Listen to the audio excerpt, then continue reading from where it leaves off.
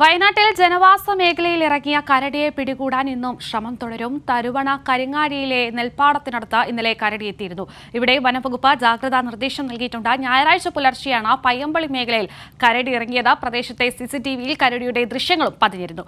പിന്നാലെ വള്ളിയൂർക്കാവിലും അത് കഴിഞ്ഞ തോണിച്ചലിലും കരടിയെത്തി. ഇതിനിടെ മയക്കുവെടി വെക്കാനുള്ള ശ്രമങ്ങൾ നടന്നുവെങ്കിലും ഫലം കണ്ടില്ല. അനൂപുണ്ട് വയനാട്ടിൽ നിന്നും കൂടുതൽ വിശദാംശങ്ങളുമായി. ശരി അനൂപ, ടെലിഫോൺ ലൈനിലാണുള്ളത്. അനൂപ്, ഏത് തരത്തിലുള്ള ശ്രമങ്ങളാണിപ്പോൾ കരടിയെ പിടികൂടാനായി നടക്കുന്നത്? എന്താണ് അവിടുത്തെ സാഹചര്യം? ഈ കരടി ജനവാസ മേഖലയിൽ തന്നെ ഉണ്ട് എന്ന നിഗമനത്തിലാണ് വനംവകുപ്പ്. ഈ പ്രദേശത്ത് വനങ്ങളില്ലാത്തതാണ് ഇതിന്റെ ഒരു സങ്കീർണത വർദ്ധിപ്പിക്കുന്നത്. ഈ ജനവാസ മേഖലയിലൂടെ തന്നെ കരടി സഞ്ചരിച്ചുകൊണ്ടിരിക്കുന്നു എന്നുള്ളതാണ് ഒരു ആശങ്കയ്ക്കും ഇടയാക്കുന്ന കാരണം.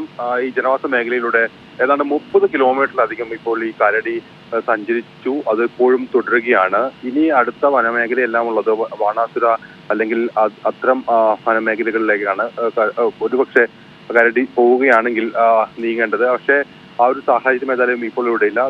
ആ സ്ഥലങ്ങളിലേക്കെല്ലാം കൂടുതൽ ദൂരം സഞ്ചരിക്കേണ്ടതുണ്ട്. അതുകൊണ്ട് തന്നെ ഈ ജനവാസ മേഖലയിൽ തന്നെ കരടി ചുറ്റിത്തിരിയാൻ തന്നെയാണ് സാധ്യത. അതാണ് ഈ മേഖലയിൽ ഒരു വലിയ ആശങ്കയ്ക്ക് ഇടയാക്കിയിരിക്കുന്നത്. തോണിച്ചാൽ, പീച്ചുംകോട്, തരുവണ, കരിങ്ങാരി എന്നീ സ്ഥലങ്ങളിലെല്ലാം കരടിയുടെ സാന്നിധ്യം സ്ഥിരീകരിച്ചു. ഇവിടങ്ങളിൽ പലയിടത്തും സ്വകാര്യ വ്യക്തികളുടെയും മറ്റുമുള്ള CCTVകളിലെല്ലാം കരടിയുടെ ദൃശ്യങ്ങൾ പതിഞ്ഞിട്ടുണ്ട്. അവശ നിലയിലാണ് ഏതായാലും കരടിയുടെ ഒരു ശാരീരിക അവസ്ഥ എന്നുള്ളതാണ് വനവകുപ്പിൽ നമുക്ക് മനസ്സിലാക്കാൻ സാധിക്കുന്നത്. എന്നാൽ അതിവേഗം ഇത്തരത്തിൽ ഇടങ്ങൾ മാറി സഞ്ചരിക്കുന്ന ഒരു സാഹചര്യം കൂടിയുണ്ട്. ഇന്നലെ വൈകിട്ട് ഒരു 8 മണി വരെയൊക്കെ വനംവകുപ്പ് ഈ കരടിക്കായിട്ടുള്ള തിരച്ചിൽ അല്ലെങ്കിൽ കരടിയെ മയക്കുവെടി വെക്കാനുള്ള ഒരു ശ്രമം എല്ലാം നടത്തിയിരുന്നു. കരടിയെ ലൊക്കേറ്റ് ചെയ്യുകയും ഒരു തുരുത്തിലേക്ക് മാറ്റിയതിനു ശേഷം അവിടുന്ന് മയക്കുവെടി വെക്കാനുള്ള ശ്രമം നടന്നെങ്കിലും എന്നാൽ അത് പരാജയപ്പെടുകയാണ് ഉണ്ടായിരുന്നത്.